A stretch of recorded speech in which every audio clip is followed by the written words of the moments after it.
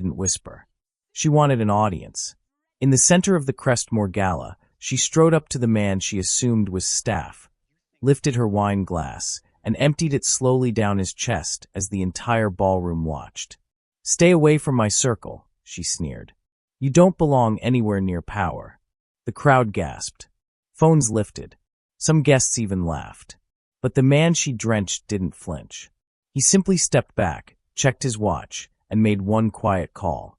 8 minutes later, the music died, the CEO vanished from the stage mid-speech, and Lydia's face drained of color. Because the nobody she humiliated wasn't staff. He was the architect of the $1.9 billion lifeline her collapsing empire couldn't survive without. The Crestmore Gala prided itself on exclusivity. Old money, newer power, whispered alliances, and people who treated the ballroom like a kingdom.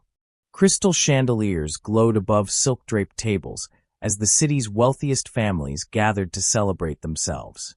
In the center of it all moved Adrian Cross, a man most ignored but none truly saw. He blended in effortlessly, speaking to no one, observing everything. Tonight was not pleasure, it was evaluation. A $1.9 billion partnership decision hung on how the Halston family conducted themselves behind closed doors. He didn't have to wait long. "Excuse me," a sharp voice pierced the air. Lydia Halston, known for wielding entitlement like a weapon, marched straight toward him. Several guests turned in anticipation. Conflict followed Lydia everywhere. "You're standing too close to the benefactors," she spat. "This area is for contributors, not workers." Adrian looked at her calmly. "I'm exactly where I need to be." Lydia scoffed, then stepped into his space.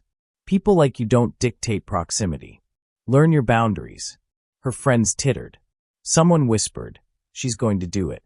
Lydia raised her glass. "Consider this a reminder."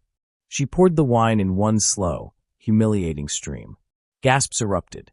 Some laughed. Phones rose. The entire ballroom froze in a single collective breath. Adrian didn't move. He simply blinked once, wiped his hands with startling composure, and stepped aside. "Are we done?" he asked. Lydia smirked triumphantly. "Yes. Stay out of my sight." Adrian checked his watch. "Then my part begins." He made one quiet call. No emotion. No urgency. Just 9 words. "Proceed with the audit. Effective immediately. Full scope." The ballroom continued as though nothing had happened, but tremors had already begun. Adrian walked toward the terrace, unnoticed by most but not by Elias Byrne, the Halston family's chief operating officer. Elias rushed after him. "Sir, are you all right? I saw what she did." Adrian nodded. "Has the internal review begun?" "Yes," Elias said nervously. "Legal, compliance, and forensic accounting are all mobilizing. The board is on edge." "Good." Adrian started down the stairs. They should be. Inside, Lydia basked in her victory. Her husband, Charles Halston, looked uneasy. "Lydia, you shouldn't have done that." "Oh, please," she said. "He's lucky all I did was spill something." People like that cling to these events hoping for crumbs of recognition. "You don't understand," Charles whispered. "Our company is hanging by a thread. Tonight's donor list includes the people Adrian Cross advises. One wrong move." Lydia waved him off. "He's nobody. Relax." But then the music cut abruptly. Lights dimmed. A hush fell.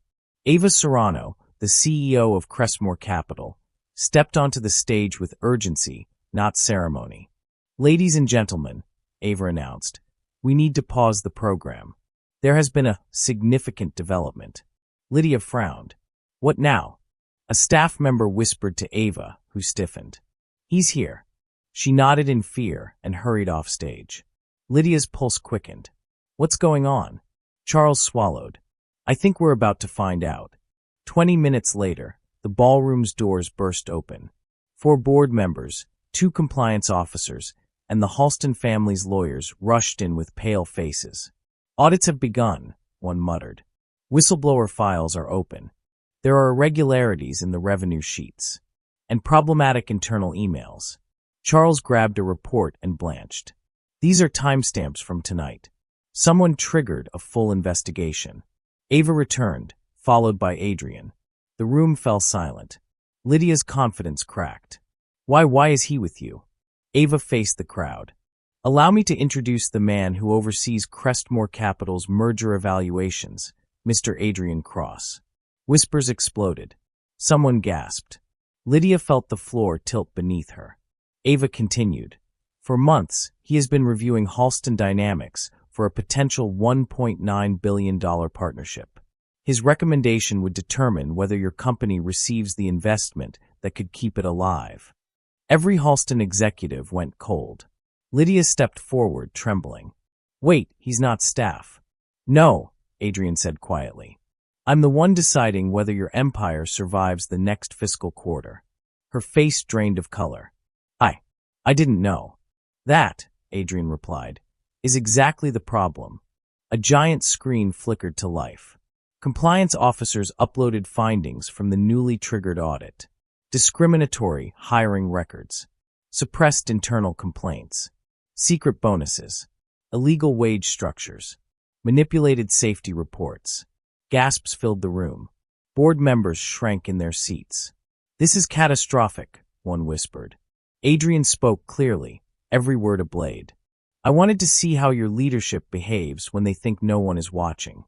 Tonight your representative assaulted someone she assumed beneath her, and laughed while doing it. Lydia collapsed into a chair. Adrian, please, don't end our company over a misunderstanding. It wasn't a misunderstanding, he said. It was a demonstration of your culture. Charles stepped forward, desperate. We can fix this. Give us a chance. Adrian shook his head. You had generations of chances.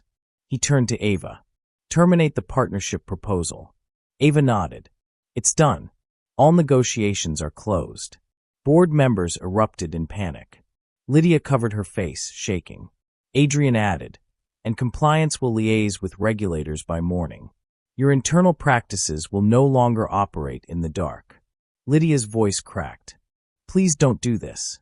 Adrian paused, expression unreadable. You poured your arrogance on me like wine. But I came here tonight to see whether your legacy deserved saving.